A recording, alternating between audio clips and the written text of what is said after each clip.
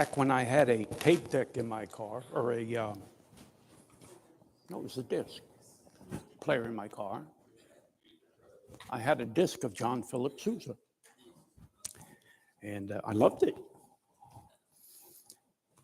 For you guys who go to men's retreat, I had the idea when I had that vehicle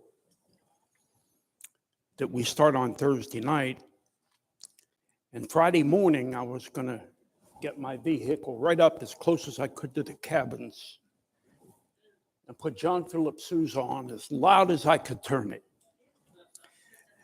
at about 6 o'clock in the morning and get you all marching. But I repented. 1 Corinthians 10.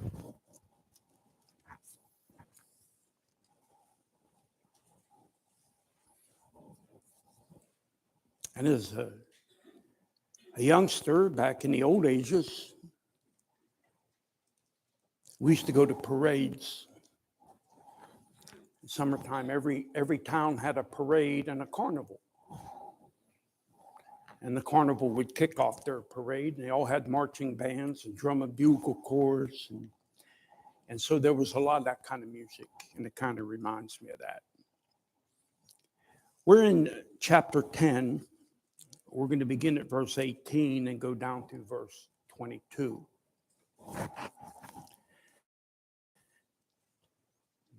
Paul's writing here, "Behold, Israel after the flesh are not they which eat of the sacrifice, partakers of the altar. What say I then? That the idol is anything? Or that which is offered in sacrifice to idols is anything? But I say that the things which the Gentiles sacrifice, they sacrifice to devils and not to God. And I would not that ye should have fellowship with devils. You cannot drink the cup of the Lord and the cup of the devils. You cannot be partakers of the Lord's table and of the table of devils. Do we provoke the Lord to jealousy? Are we stronger than he? Father, once again, we need your blessing. We need you to open up these scriptures to us, to see the truths, the principles, the precepts that we need. We know these verses aren't here just to fill space.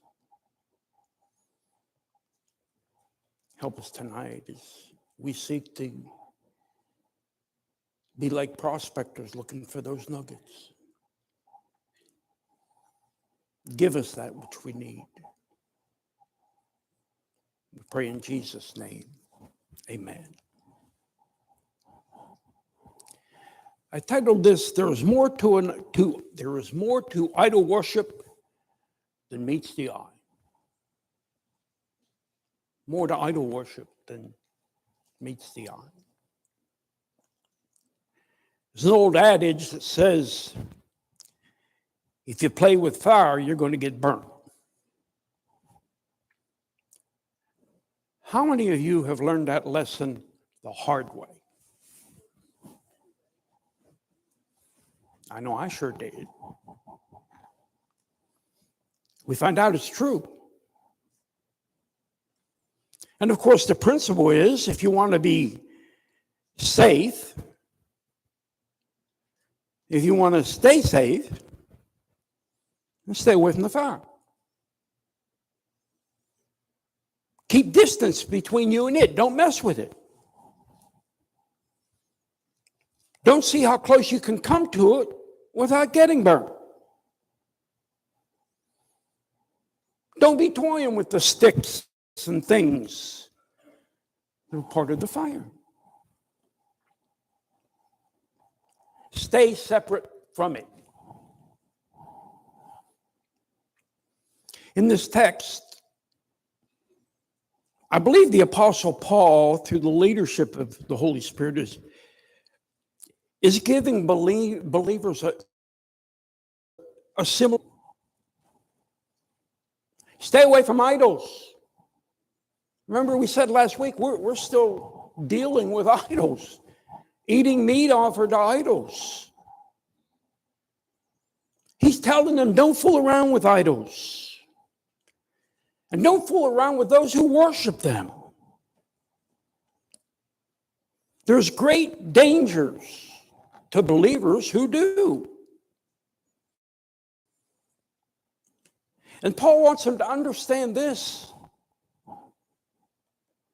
There is a hidden power and a hidden agenda of Satan. The believers have to recognize in this idol worship. And so I want you to notice with me, first of all, the potency of idols is questioned. Paul says, what say I then? That the idol is anything? Or that which is offered in the sacrifice to idols is anything? That word anything drove me nuts. I told you I get hung up on words. And I was chasing that word. I went through the Greek, I went through the lexicon. I went and got my English dictionary. Anything. And you know, I believe God showed me what it means. I think it's apparent. When the plain sense makes good sense, don't try to make any other sense. So when Paul says, what say I then that the idol is anything? What he's saying is there anything to it? Is there any real power? Is this something we should be concerned about?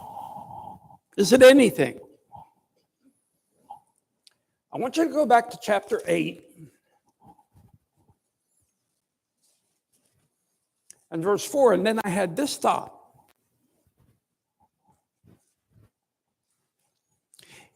In verse 4, he says, as concerning, therefore, the eating of those things that are offered in sacrifice unto idols, we know that an idol is nothing in the world, and that there is none other God but one. Okay, whoa. I thought about if I'm a Corinthian believer, and now Paul says that, is the idol anything? Well, wait a minute. You already said it's nothing.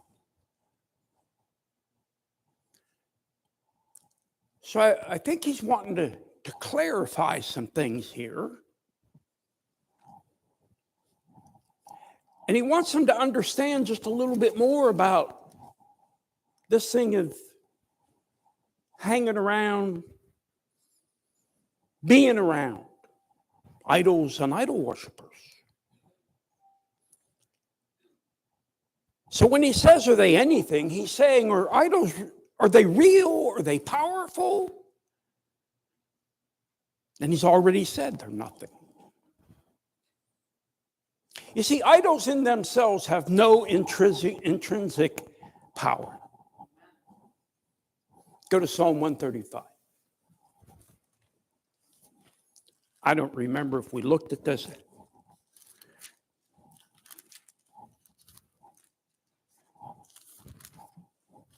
$135.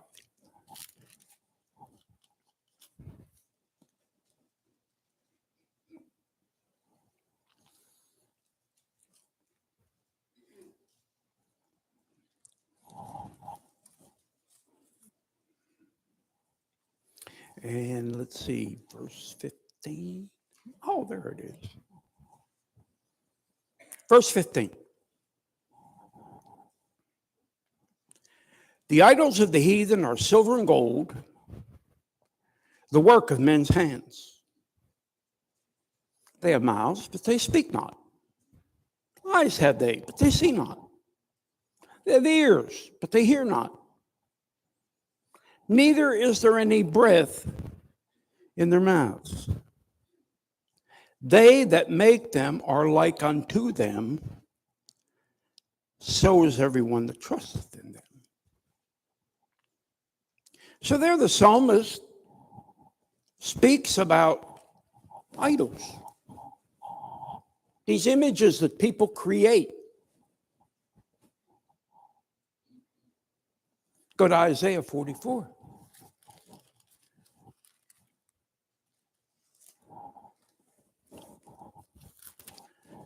Isaiah 44.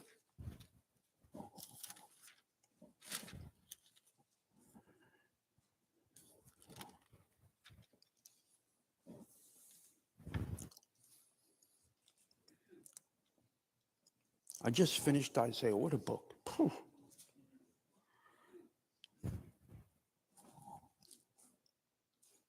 I know that before I get to heaven, I'll never get it all in Isaiah. Every time I read it. Anyway, verse 50.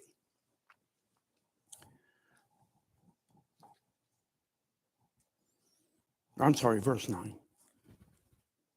Got ahead of myself. He says, they that make a graven image are all of them vanity, and their delectable things shall not profit, and they are their own witnesses. They see not, nor know, that they may be ashamed.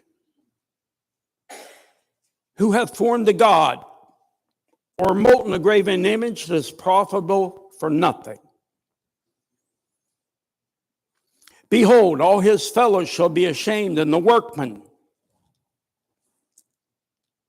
They are of men, let them all be gathered together, let them stand up, yet they shall fear, and they shall be ashamed together. The smith, that's the blacksmith, with tongs both worketh in the coals, and fashioneth it with hammers, and worketh it with the strength of his arms. Yea, he is hungry, and his strength faileth. He drinketh no water, and is faint. He labors. The carpenter stretcheth out his rule. He marketh it down with a line. He fitteth it with planes, and he marketh it out with the compass, and maketh it after the figure of a man, according to the beauty of a man, that it may remain in the house. He heweth him down cedars, taketh the cypress and the oak, which he strengtheneth for himself among the trees of the forest. He planteth an ash, and the rain doth nourish it. Then shall it be for a man to burn, for he will take thereof and warm himself. Yea, he kindleth it and baketh bread. Yea, he maketh a god and worshipeth it. He maketh it a graven image, and falleth down thereto. He burneth part thereof in the fire, with part thereof he eateth flesh, he roasteth roast, and is satisfied. Yea, he warmeth himself, and saith, Aha, I am warm. I have seen the fire, and the residue thereof, what's left over. He maketh a god, even his graven image. He falleth down unto it, and worshipeth it, and prayeth unto it, and saith, Deliver me, for thou art my God. They have not known, nor understood, for he has shut their eyes, that he is the enemy, Satan. He shut their eyes that they cannot see and their hearts that they cannot understand. And none considereth it in his heart, neither is there knowledge nor understanding to say, I have burned part of it in the fire. Yea, also I have baked bread upon the coals thereof. I have roasted flesh and eaten it. And shall I make the residue thereof an abomination? Shall I fall down to the stalk of a tree? He feedeth on ashes. A deceived heart hath turned him aside, that he cannot deliver his soul, nor say, is there not a lie in my right hand? Paul knew the Old Testament. He knew about idols. And now he's trying to educate these people who didn't know the Old Testament and help them to understand what idols were all about. The idols that they were familiar with were inanimate objects, statues, that kind of thing. Representations of the figment of men's imagination. We're dealing with a Greek culture. How many of you are a little bit familiar with the Greek gods and all their nonsense that they believed? Put your hand up. They believed in all these gods. And they made images to represent them.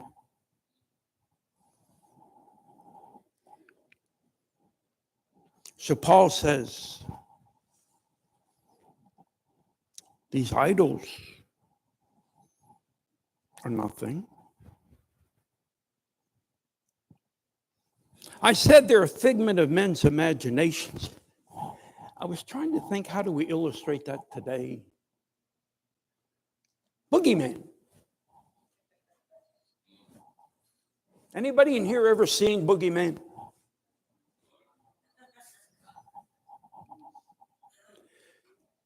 But we're told about him. Where'd that come from? Figment of somebody's imagination.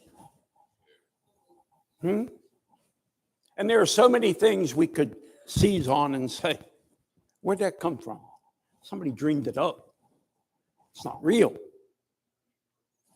And these gods they made were what they saw them to be and what they thought they should be. And there was no reality to them.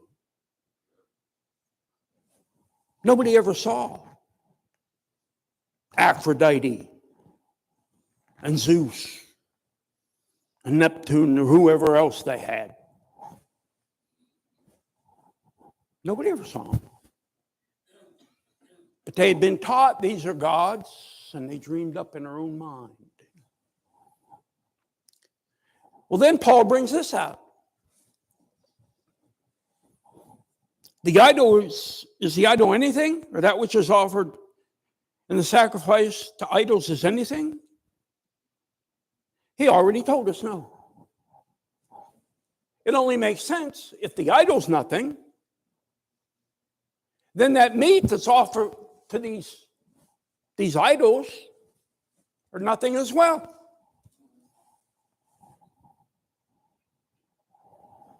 He shows that in itself, that meat offered to idols has no power to corrupt.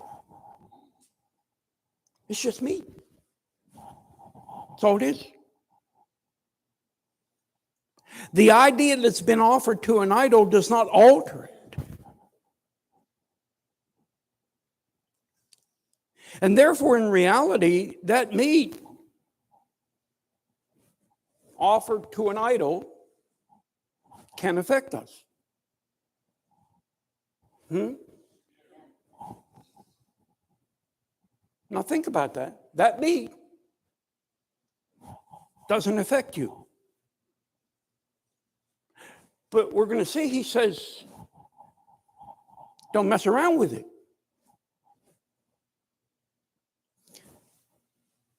Well, if the idol's nothing, and the meat offered to that idol is nothing, what's the problem with eating meat offered to it?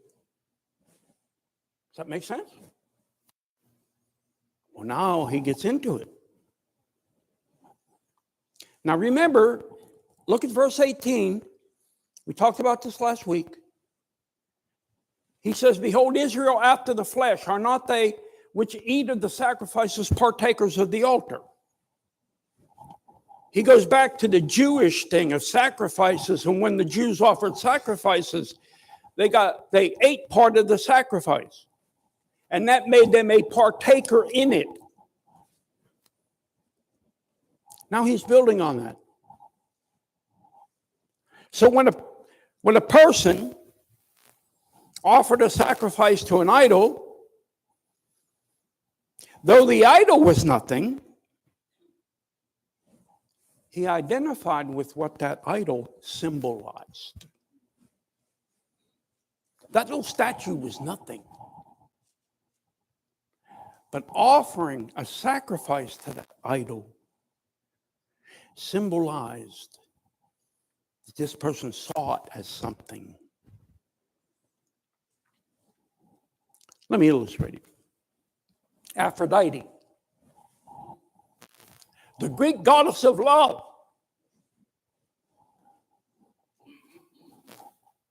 She was the goddess of physical, sexual, eros love, we'll put it that way. So if one of these Greeks went down to the temple and took a meat sacrifice and offered it to Aphrodite, to that image, to that idol, he was identifying with that idol. And he was worshiping that idol and what she stood for. She stood for all kinds of immoral activity. And when he offered a sacrifice to her, though it was just a statue, he was sacrificing to what she stood for, the immoral activity.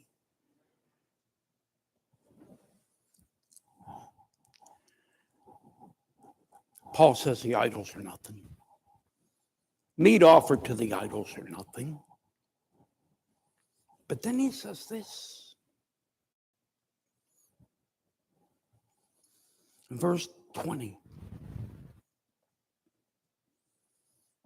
Idols are nothing. Meat offered to idols is nothing. But I say that the things which the Gentiles sacrifice, they sacrifice to devils and not to God. Now Paul brings out the hidden aspect of the idols. Oh, they're just little statues. They can't move, they can't hear, they can't see, they can't. Just little statues. Inanimate objects. But behind every one of those idols, there's a demon. There's a devil. That's what Paul's bringing out.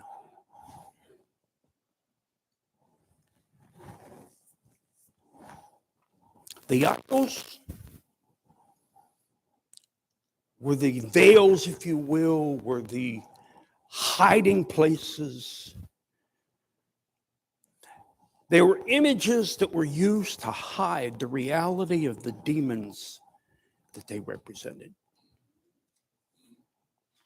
In Deuteronomy 32:17, it says, they sacrificed unto devils, not to God. So Paul is revealing, hey, that might just be a bunch of wood covered in gold or silver or whatever. They're powerless. But the gods that they represented were demon entities. John Phillips said this. Before I read this, remember, demons are spiritual entities, or spirit entities. They don't have bodies to work through. So they're constantly looking for things that they can inhabit and work through. Humans, animals,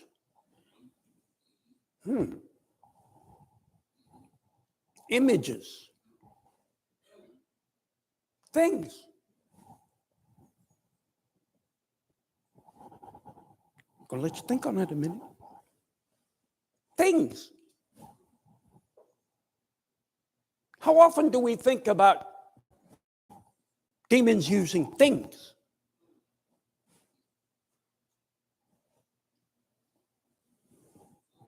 The fact is, we don't think much about it at all. And that's just what the enemy wants us. That's where he wants us to be.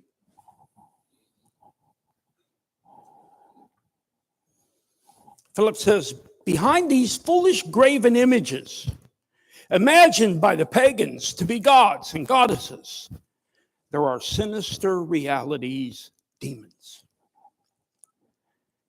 The pagans and all those who worship graven images are actually worshiping evil spirits, the emissaries of Satan, who instigate and perpetuate idolatry. For demons do exist, and they exist in great numbers. Idols provide them an excellent cover for gaining hold over those who worship the imagined gods represented by graven images in their temples and in their shrines.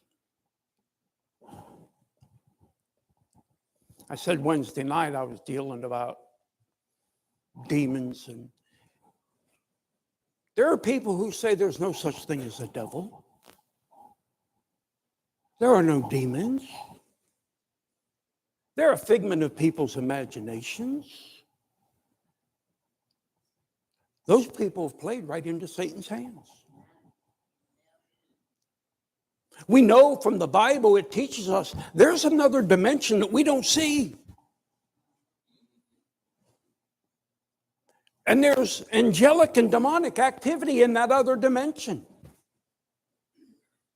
I mentioned how I think it was Gabriel wrestled over Moses' body with the prince of Persia. That was in another dimension, so to speak. It's a reality. But Satan don't want us to recognize it.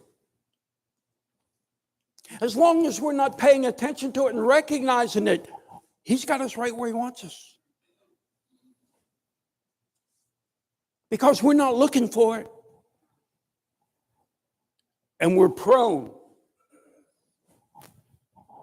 to getting wrapped up with it.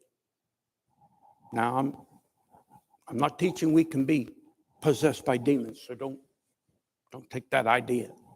But we can certainly be oppressed by them.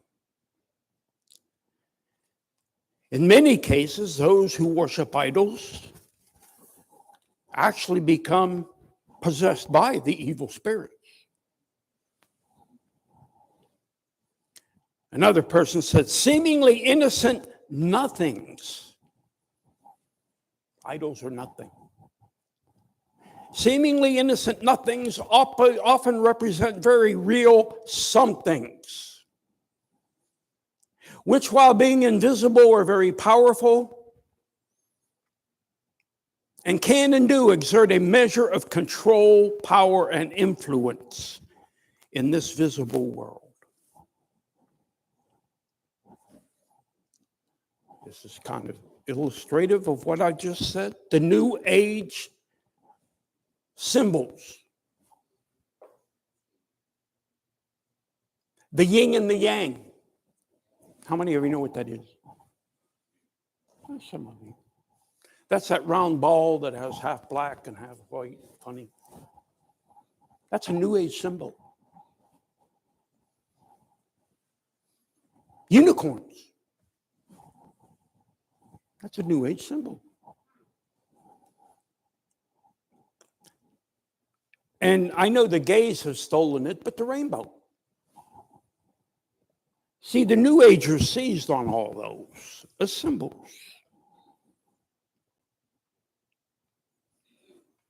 And we kind of chuckle at them. We say, well, you know, no big thing. But behind some of these symbols, we can find a god or a demon. And they have great power. We have the channelers in the New Age movement.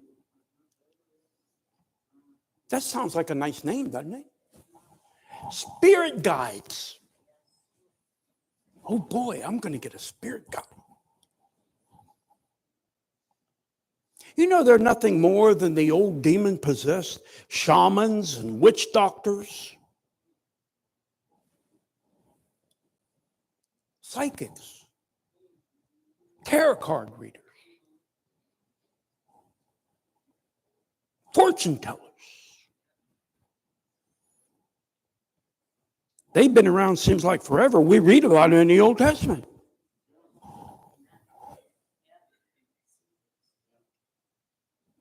We need to understand those people are operating under demon powers in many cases. You read stories about people, I went to a fortune teller, and boy, they told me things. Now, sometimes it's trickery.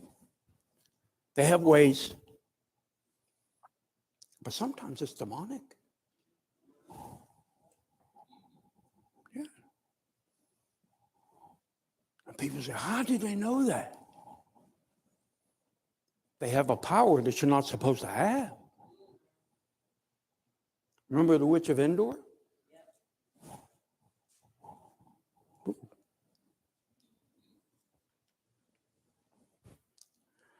There are many avenues. Think about this. There are toys. There are games. There are cartoons. There are books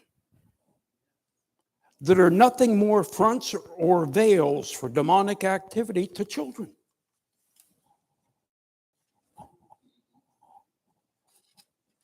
Okay, let's take a trip back. 1959.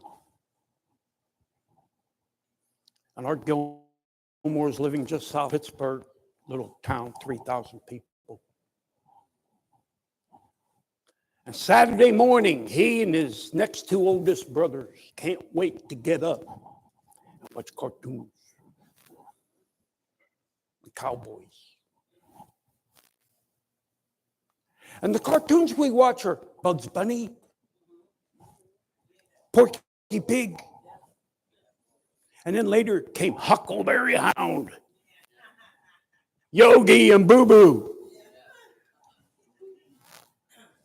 I got a picnic basket. Cartoons. Have you seen the cartoons of today that they put on for kids? I'll just tell you this, they ain't Bugs Bunny.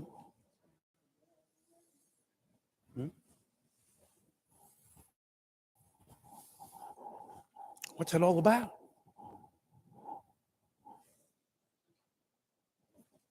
Hiding as an angel of light, veiling what he's up to make it acceptable.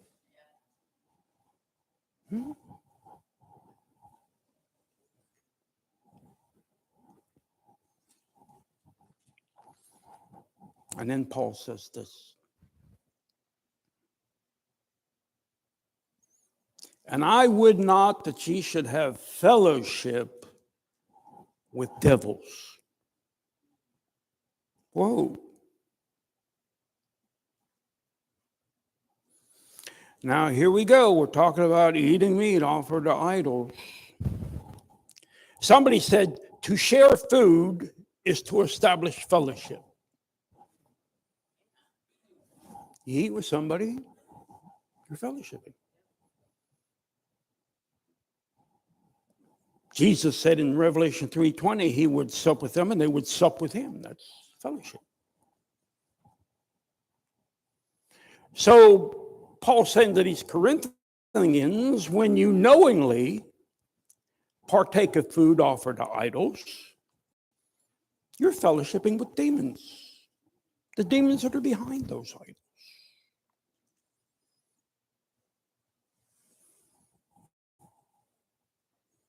So there's a warning there that I mentioned earlier about separating. You play with the fire, you get burned. A person avoids fellowship with demons by avoiding the symbols they hide behind.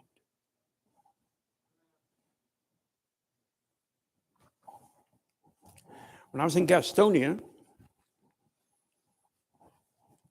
there was a man at Faith Baptist in Fairless Hills with Pastor Fedena who had been his school administrator, and then he stepped down. And I had talked to him about coming to administrate our school. We need an administrator. So he and his family traveled down to look it over and everything, and they were looking for a house. And I remember after the one day they were looking at houses, and they came back, and they said, well, we saw this one. They told me where it was. They said the house was nice. Nice location, price was good. He said, but we went in that house and we went in the teenager's bedroom. He said the walls were covered with Hard Rock Star posters. He said, when I walked in that room, I could just feel it. He said, I wouldn't touch that house. What are you talking about?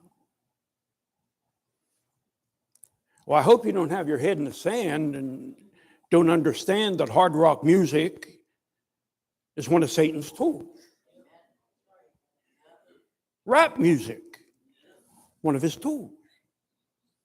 And when we bring the images of those people, post them on our wall, what are we bringing in?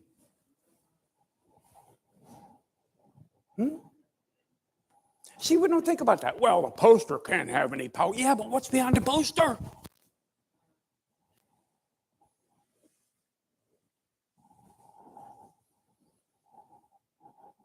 I don't know about you, but when we go soul winning and things, we walk by a yard. Harry and I was over on the street over here not too long ago, walking up the street, and on two different houses, on their mailbox, they have the outdoor mailbox, and there's this thing that looks like a dragon that comes up underneath that arm of the mailbox. And it is ugly. I don't know why anybody would want something like that. And they got one on each side of the driveway. And I'm thinking, now I'm not saying there's a demon behind it, but I don't want it. Gargoyles and that kind of stuff. People don't think about it. And that's right where he wants people. You know, the old ignorance is bliss thing. The problem is Christians sometimes, all too often, stumble into it.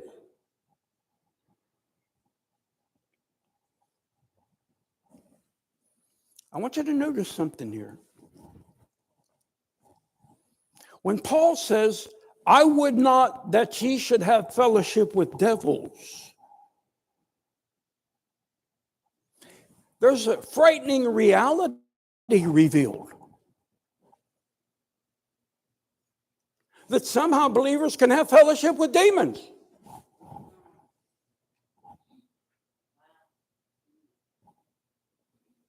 I didn't say be possessed. But we can have fellowship with them when we give ourselves to it.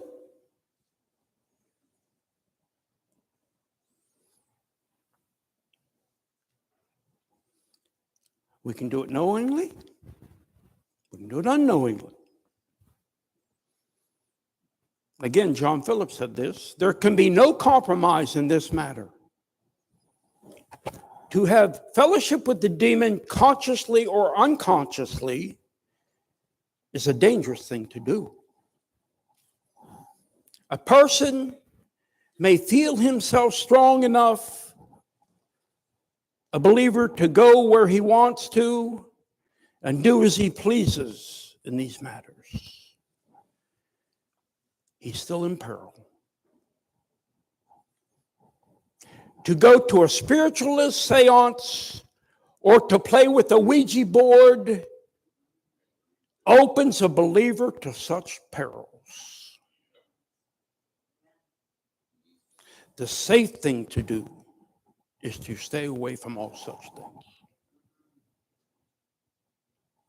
I said demons can be in things.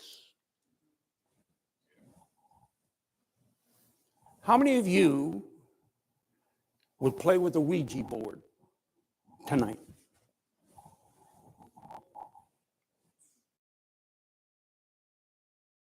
Why not? Just a piece of wood and stuff. Are you with me? Oh, I wouldn't touch that. Yeah, well, what about other things that can have powers behind them? We need to open our eyes. Now listen, I'm not saying there's a devil behind every bush. But I'm saying we need to understand that there are demons around and they hide and they try to fool us into fellowshipping and opening ourselves up to oppression by them. Be on guard. Be careful. Paul says in Ephesians, walk circumspectly. That's carefully. I always liken it to walking like you're in a minefield. Being careful of every step. Every step don't have a mine, but it can have.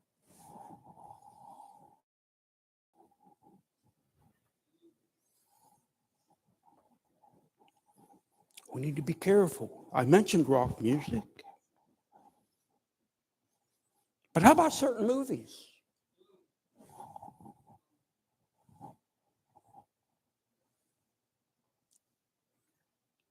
I was a relatively young Christian when the Exorcist movie came out. I've never seen it. My pastor warned us.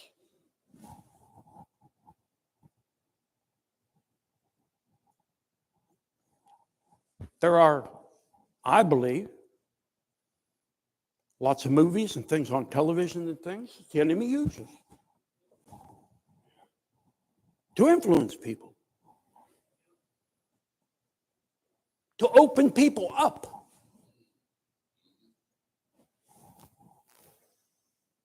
We need to say, not in my house.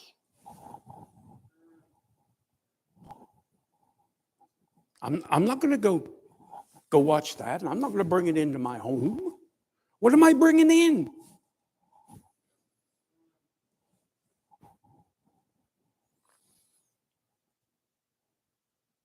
Games.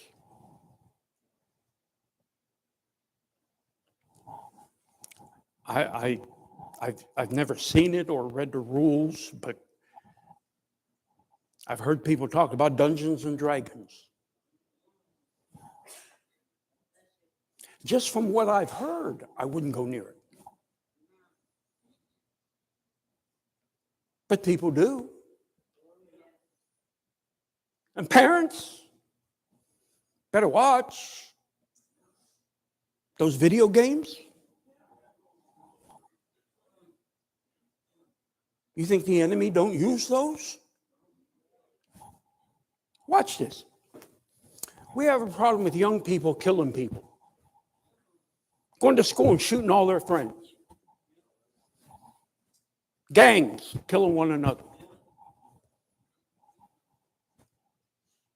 You ever thought about the fact that these young people are watching these video games where on a video game you shoot people?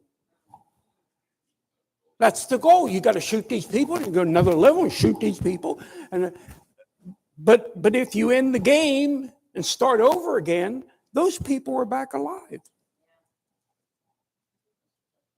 You shot them, but they didn't die. And I think our young people sometimes lose the reality that when you shoot somebody, they're dead. Graveyard dead. They ain't coming back.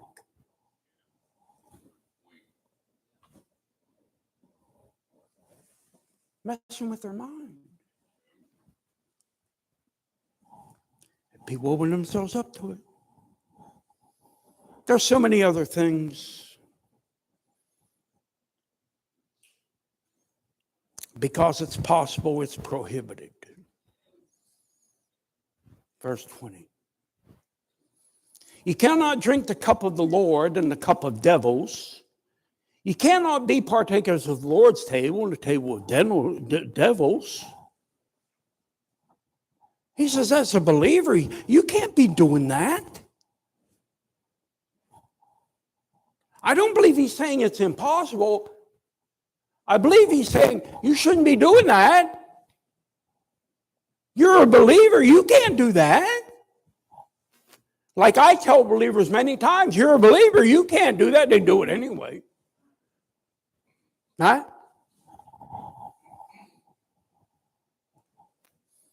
Oh, he's just cranky. He's just old-fashioned. He's just against everything.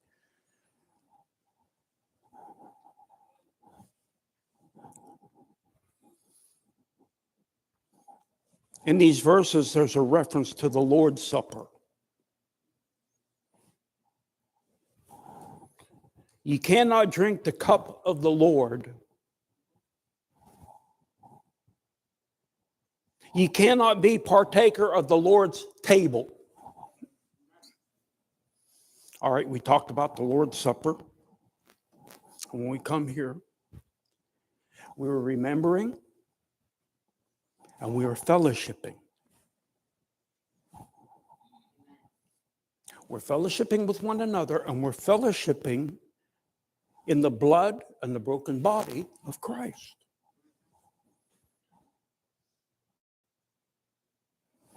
And he's already talked about believers doing that. And we should. But he says, you're a believer. You can't be fellowshipping here and then going over and fellowshipping at the devil's table with his cup. No, 1,000 times no. And then he says, do we provoke the Lord to jealousy?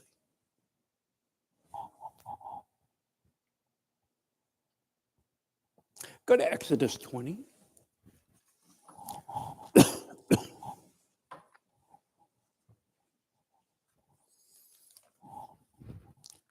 Turn there, that's an easy one.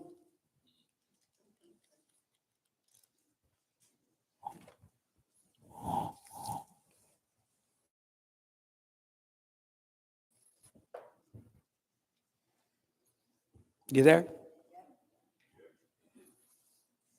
And God spake all these words, saying,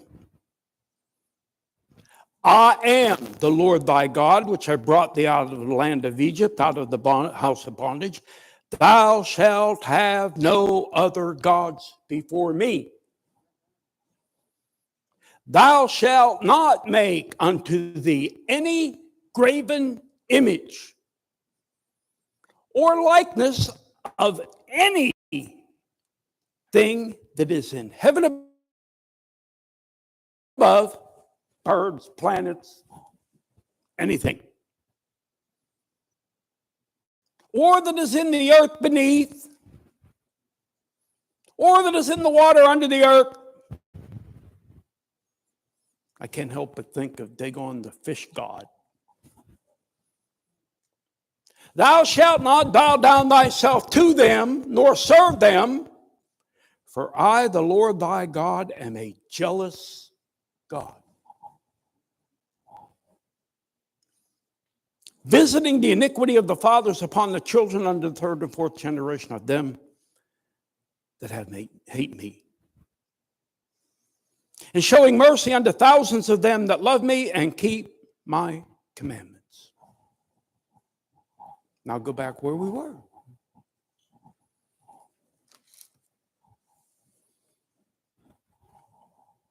Do we provoke the Lord to jealousy? If I'm understanding that right, Paul says, do we dare provoke God to jealousy? You say, well, isn't jealous him? Not where God's concerned. He said, I'm a jealous God. He's jealous over his people. He says, you're to worship nobody else but me. And so if we dare to drink the cup of the devils and eat at the table of the devils, we stir him to jealousy.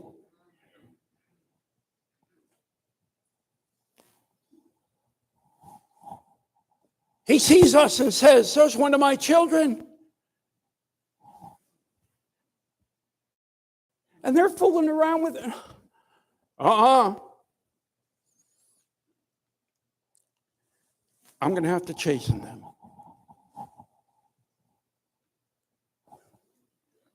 You read about chastening?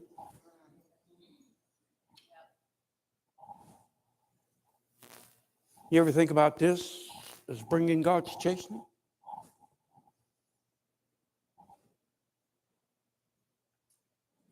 He says, I'm a jealous God. You don't worship any other God but me. And if you dare to worship any other God but me, you provoke me to jealousy. And I'm going to have to deal with it.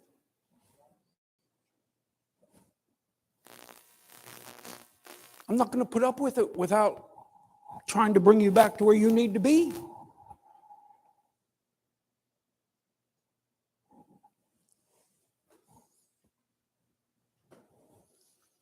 And then he says, are we stronger than he?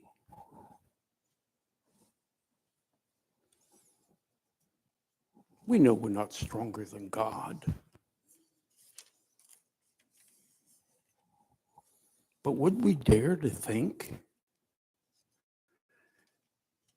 that somehow we can participate in an activity that God forbids and be stronger than God, that we could somehow keep ourselves from the chastening?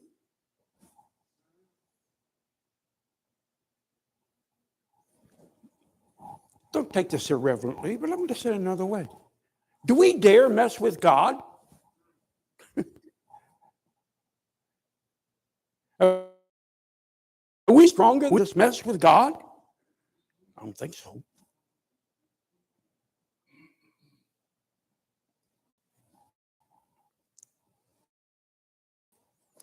Now, I'm sure none of us go home and have a little idol in our house.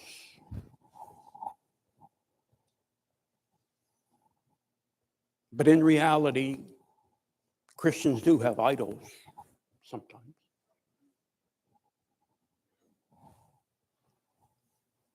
Not normally images. But don't forget, anything that we put ahead of God becomes an idol. That's what he says. You're to have no other gods before me. I'm number one. No other gods. But sometimes we let things, maybe not on purpose, maybe not by design, but we find ourselves there. It can happen easily. You know, your job can jump ahead of God. I've seen it. People who love God, but the job offers them a position and, money and all kinds of things. The only thing is, they've got to curb back on their Christian life. Maybe not be in church. Maybe have to move where there is no church for them. Whatever.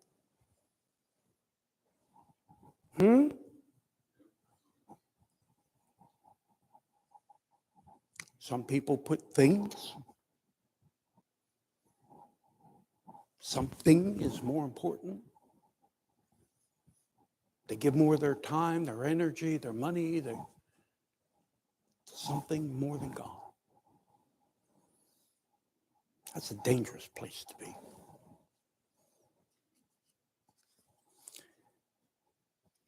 I think what we need to take out of this is be careful. And don't fool around with things the enemy's using. Don't play with fire, because you're going to get burnt. How many of you said you learned that lesson the hard way?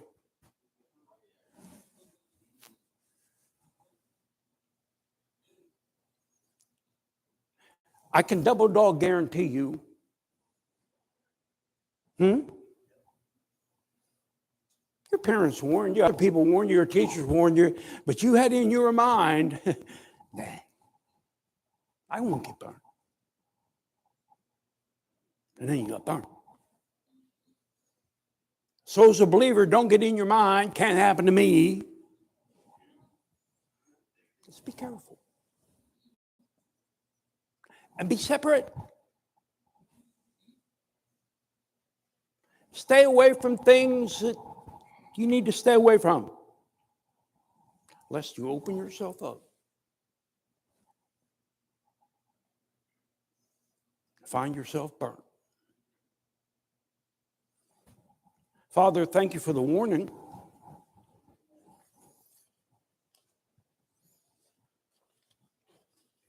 Thank you that you love us enough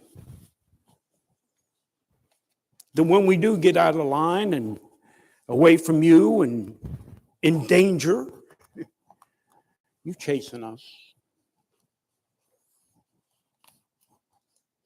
You do it to protect us and to help us and to bring us back where we need to be. That's because you love us. He's deceitful. He's a wolf in sheep's clothing.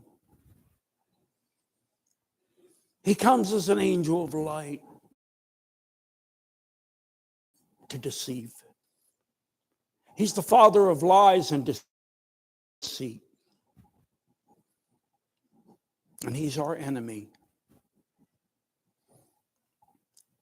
And help us to be on guard. Aware of his devices, his wiles. So often we lose sight. So often we don't see what's behind the veil.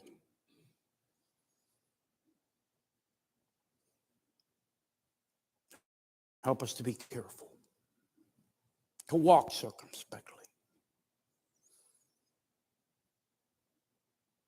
not to play with the fire lest we get burned.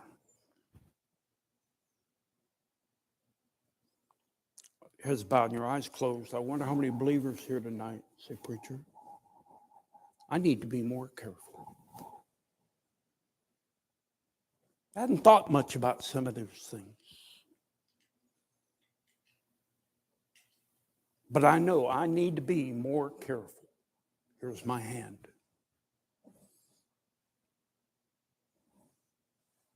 Put it down. I wonder if there's Christians here tonight say, preacher, I've got things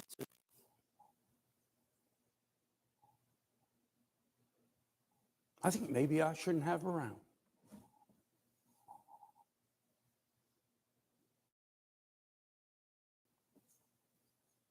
God spoke to me tonight. I'm making decisions about dealing with some things. Here's my hand. Let's stand together. I want to give you opportunity to come to the altar. We do that. You say, well, I can make a decision right here in my seat. Yes, you can.